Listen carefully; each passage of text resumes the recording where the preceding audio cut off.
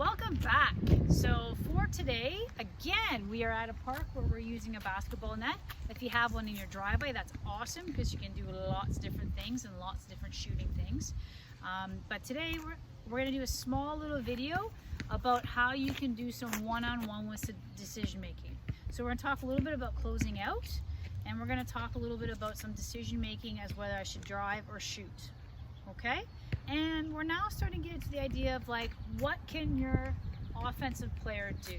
So if I know Sierra's a really good shooter, I might close out one way. If I know she's really good at driving, I might close out another way. If I know that she's good at everything, I kind of just pray a little bit and hope that people can help me out, because it is a team game. So this is a decision-making one-on-one type game. And how this works is, and it's basically a shooting game, but we've worked on attacking the basket. We've worked on some good shooting mechanics. So here's a little activity that you can do with a partner. And to start, go slow, be methodical, make sure we do it properly. Then we can add as we go a little bit faster and make it more of a one-on-one. So how this starts is, if Sierra is going to be setting up somewhere around here that's in her shooting range, okay? And I'm going to be passing her the ball. Then I'm going to come and close out. So to close out, I want to start as a sprint, and then as I get closer to Sierra, I'm going to get down nice and low. I'm going to shorten my steps. We like to call it squeaky feet. And I'd like to have one hand up in case she shoots and one hand down in case she drives. And this is kind of, we call this our drag hand. So if Sierra is facing me this way and she's got the ball on this side of her body, I kind of want to have this hand here in case she tries to cross over. Okay, now some coaches might, and then if she starts to go this way, I might want to change my hands depending on which way she's going. Okay, so I want to have one hand nice and low, because if she's driving this direction, I have this hand down nice and low in case she crosses over. I can have a hand there to prevent that as well. Okay, so how this works is, Sierra's going to set up somewhere out here. I'm going to pass her the ball. In one of our previous videos, I talked about arm length. So I have two options. She's got to wait for me to close out, and then she has to make a decision. So I'm going to pass her the ball. She's ready to shoot, so she catches it, ready to shoot. She's got a wave and a handshake here, so as she catches it, it hits her shooting hand.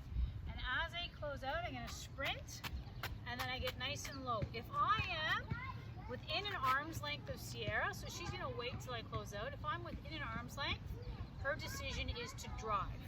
And she can go right or left, whatever one. Now Sierra knows my feet are like this, so she attacked my top foot.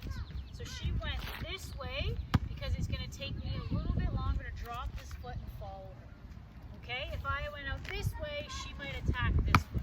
Okay, she's going to finish. I'm going to spot up somewhere. And she's going to pass me the ball and come out and close out hard. And if she is more than an arm's length away, I'm going to shoot that. Okay? Once I shoot that, if I shoot that, I'm going to follow my shot. She's going to set up. I'm going to come out, close out. She's going to read that and make a decision whether she's going to shoot or not. Okay? Yep. So, to start with, those are our two options for a closeout. Within an arm's length or further out. So within an arm's length, if your defender's within an arm's length, we want to drive. If we're more than an arm's length away, we'd like to shoot. So we want to spot up in our shooting range. The other thing to talk about on defense is once we get used to this, come this way a little bit, once we get used to this, there's a couple ways. I'm going to add a third way to close out. So a really good coach that I got to work with on the Ontario Summer Games gave me this idea, and I really like it. 3 types of closing out. There's a closeout that you would do for Danny Green. So we know Danny Green is a really good shooter. Or Matt Thomas on our Raptors, as soon as he catches the ball out there, I'm going to close out, but my hands are up because I know that he can shoot that really quickly, and that's his game, and he doesn't drive very much. okay? So I might have both hands up or one hand up, one hand down, but I'm gonna get nice and close and get a hand up. Another way to close out is if we think about Kyrie Irving, Kyle Lowry, right? If we think about Kyle Lowry is very good at shooting, but he is great at driving, kind of like Kyrie Irving as well. So I would probably close out giving myself more space. We'll say Kyrie Irving because we know Kyle can hit that shot no matter what, right? So we are going to actually give a little bit of space. So when I close out, I'm actually going to close out with some space. So I got Danny Green, great shooter. I'm going to close out like that. I got Kyrie Irving, super quick. I'm going to give him a little bit of space because I'd rather give myself some space here because I know he can take a really good first step and he's really quick. And the last kind of closeout we can do, this coach talked about LeBron James, but I am talking about Kyle Lowry or even Fred VanVleet because they're both very good at this. They're very good outside shooters and very good at driving. So when we're going to close out on them, we're kind of in the middle, right? So I'm a little bit closer to protect that shot, but I've given myself a little bit of space to try and get that first step. So Danny Green, really good shooter. I'm going to get nice and close. Kyrie Irving, I'm going to close out, give myself some more space to try and adjust for that first step. And somebody like Kyle Lowry or a Fred VanVleet or a LeBron, I'm kind of going to go in the middle because I know they can shoot and drive.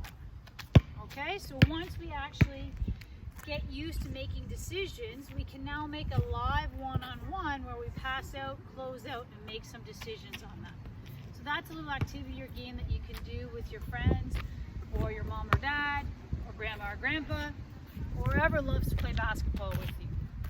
So I hope you enjoy that one. As we know, decision making is key in basketball. So the more that we can add it to our fun games, the better we'll become. Have fun and enjoy.